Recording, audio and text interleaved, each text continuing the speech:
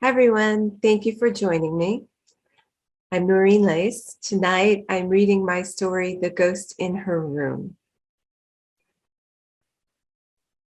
I stand in the hall at midnight. The oak floor is cold even through my socked feet. The nightlight from the bathroom filters the darkness as I glance toward the pale pink haze at the other end of the corridor. I hear small creaks in the floor, feel something just on the other side of the door. It's menacing, waiting, daring me to enter. Tonight, though, I decline.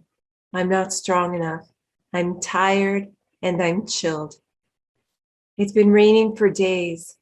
The house shivers in anger, the wood popping and cracking in the shadows behind me. It's shrinking. We all are. I turn and go to bed, shutter the passage to whatever lies outside my room. I lie there drifting between alpha and theta.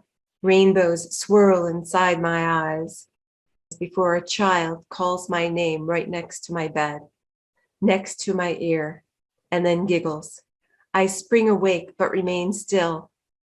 There is no child, so I don't search. If there's anything in here, it's a ghost, and looking won't help me see. Years ago, I heard footsteps on the cheap linoleum of the kitchen. I wrote it off to an old house groaning with age in succession of weakening boards under the plinth. That stopped when I had the floors redone. Ceramic doesn't sieve. That was long before I was alone here in the house.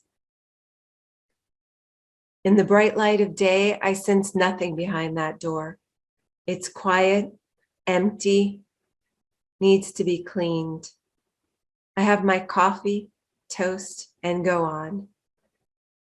Sometimes I find myself home in the middle of the day. I've forgotten something or took a wrong turn and ended up in my own driveway. I go in. There's a light on in the kitchen. A picture's fallen from the wall. A forgotten towel slung aside the wooden chair. Is someone here?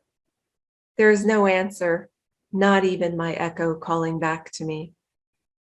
In the shadowed hall, I stare at the pale pink gate, pause. I will it to churr or crack, shimmy slightly in the weight of my presence.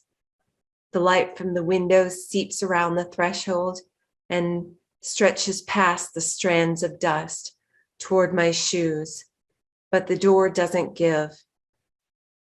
I don't know if there's magic in this world. I don't know if people can see things or if they know things. I used to think I would know if she was in trouble. Some days I ignore that door completely, disregard the space, discount the whirs and whines. I'm sitting at the dining room table, haven't passed or gone in for some time. My house has one less room, but then suddenly the hall creaks, a shadow moves. Someone, something is standing there watching me, waiting for me, challenging me to look up. I turn and it's gone. Later, I glance at the door, not quite closed, an inch or so ajar. Inside, I click the switch. The light is hazy, a bulb burns out. I stand, fists to my hips in the center of the room.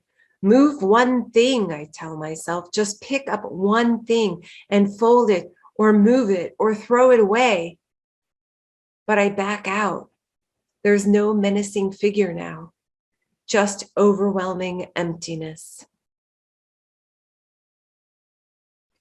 I consider nailing it shut, losing it. There's nothing I need, not the four corners of square footage, not the admonition of what is not there, and not that ghost reminding me of all I don't have. Before bed, I stand in the hall. That dark presence has grown and I feel it breathing just beyond the door. a not so gentle sweep of chilled air in, warm air out, hanging on to the sound of my footsteps, egging me on. I back down, turn to my own sallow room. When I fall into a deep sleep, my father puts his hands on my shoulders. I haven't seen him in 10 years, but he looks good. You've got to let it go, he implores. It's the nicest thing he's ever said to me. But not today. The ghost in her room was once small and indelible. It grows greater every day.